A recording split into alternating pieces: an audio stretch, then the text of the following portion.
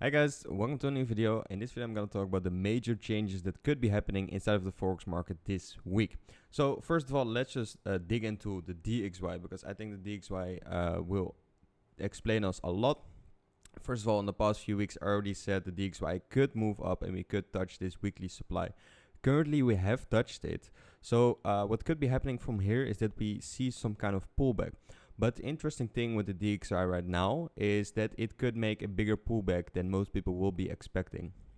Something to keep in mind, for example, with the DXY is that it is inside of a small bullish structure. So it broke this fractal high, it created the demand, and it's currently moving up. However, we are inside of this weekly supply zone.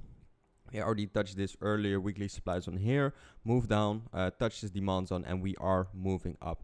Long term, it is still possible.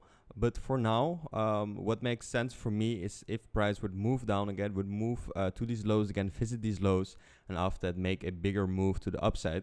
So that would mean that pairs like, for example, like AUDUSD, that they can be moving up, and we are seeing that right now. So what we are seeing, for example, on the daily on AUDUSD is that we are breaking this trend line. We created a small fractal demand zone on the daily. Now if we take a look at the 4 hour, we already took out this supply zone. We already took out that high.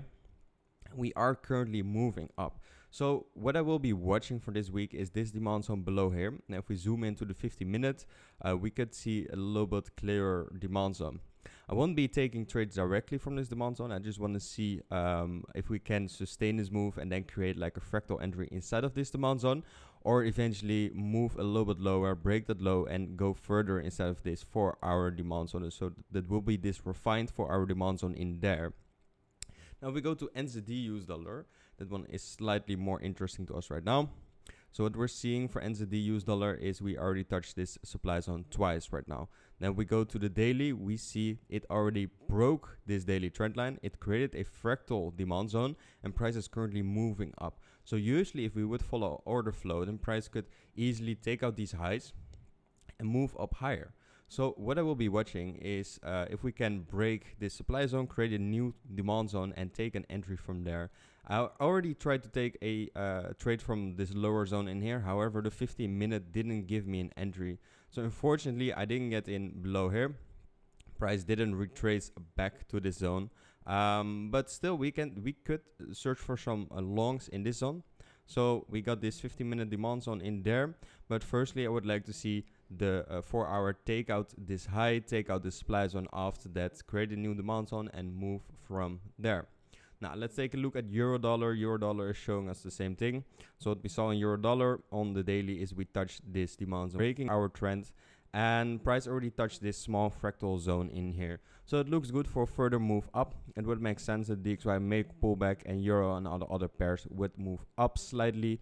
Now let's go to the 50-minute. In the 50-minute we already saw we took out liquidity in here. So liquidity has been taken. We got a newly created demand zone, and we could check for that zone to see if we can get like a nice entry.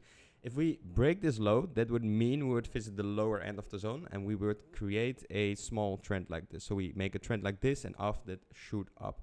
I will be watching for longs, and I'm just a little bit curious how the dollar is going to develop in the upcoming weeks. Now let's go to GBPUSD. GBPUSD is slightly more bearish than the other ones. What we saw on GBPUSD is we broke this fractal low in here. We broke this trend line. We create a supply zone. Price has not touched it. But the overall trend on GBPUSD is just slightly more bearish. What we already saw in the past few weeks is we had this trend line in here. We had some fractal lows in here being broken, especially on the 4 hour. We can just refine it a little bit. We can see it a little bit more clear. I already said to you guys, we could move further down. So we had the 4 hour trend line in here, some supply zones being created. Price touched those supply zones and after that moved down. Currently, if the dollar would move down, that would mean GBPUSD would move up again. So I will be watching this one. I won't be taking trades directly on GBPUSD. But if we look at the 50-minute, we got a similar zone in here, right? Similar like the other trades. This one is a little bit lower than EURUSD or the other pairs like AUDUSD. So what could be happening is we will visit this lower end of the zone in here. Maybe touch like the lower end and from there make a nice pullback to the upside. So I will be watching that one for the upcoming week. Now let's move on to gold, because I think gold is the most interesting pair from them all.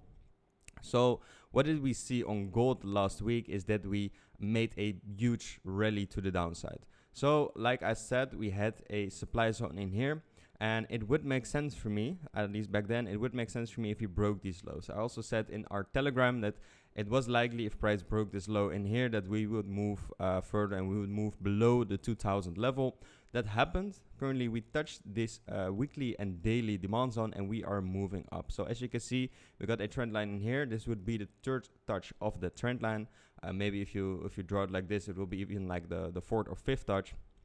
So it would make sense if this one just breaks, we move up slightly higher, eventually create a new demand zone and take a nice long from there.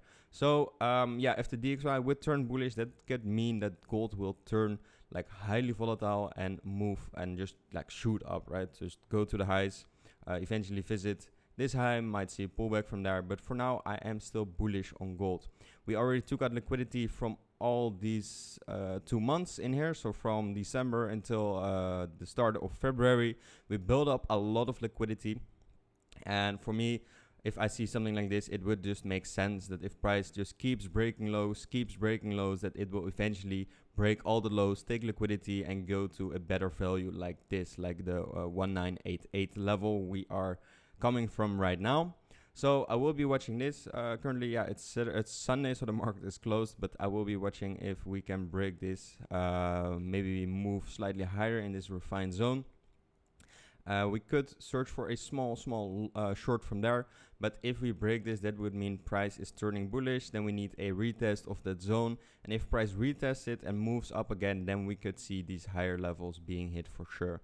So that's what I'm watching for this week, just the DXY, just to see if it can break down and if it can take all the other pairs with it. So gold to the upside, NZDUSD to the upside, AUDUSD to the upside, and just search for some longs from there. We could try to search for some early longs and scale in from those opportunities. So same thing for gold. You could have like an early long in here, and after that you scale in as price develops, right? So that would mean, for example, you try to take an early long in here, then wait for it to break, then take a second long in here, and if price moves up again, then take like a third long in here. So you can scale up for the opportunity to just basically move to the upside, right? And that's basically how we usually trade. Sometimes if you can get a really good entry, we just take profits earlier, just take it in a supply zone. But if you really want to trade with the trend, like long-term trades, like swing trading, you can try this method of scaling into your position. So have like a 4-hour swing trade, then maybe like a 15-minute day trade, and just slowly scale into those positions. For gold, I trade a lot of 5-minute and 15-minute zones, and those are basically like day trades, right? Like for example, in the Telegram, we had one in here, so we had one 5-minute zone in there, and I can go and zoom in a little bit too, because on the 15-minute there's not really a lot of structure. Like we got the same demand zone in here, and I am still a little bit careful with zones like this, because usually what you would see with zones like this, if all the dollar pairs are showing the same zone, then it could take a lot of them. It could take out all these zones like very fast. It will just move lower and hit like the lower end of the range in there. Now for the trade on gold, like last week, it was a nice 15-minute zone, for example. So what we had on gold is we had a low in here being broken, a simple supply zone. We took a trade a little bit higher, stop loss above there, and we had our take profit right at the lows in here. And those are the trades I just took. It's a simple change of character. It's not really fancy. It's just like the break of the lows, supply zone, and take the retest. And that's usually what I am watching if I am trading. So for now, if we go into this zone, I won't immediately be taking entries, because that would mean we probably get a new downtrend first after it hit the zone. And what I need to have for an entry, for example, on gold, is an entry like this, right? So we have a downtrend in here, and then we have a high being broken, and then we have a demand zone in here, and prices retest that and shoots up. That didn't happen, so I didn't catch this one on the lows, but I will be watching it for the upcoming week to see if we can catch like a dollar down move. So that would mean the gold would move up, right?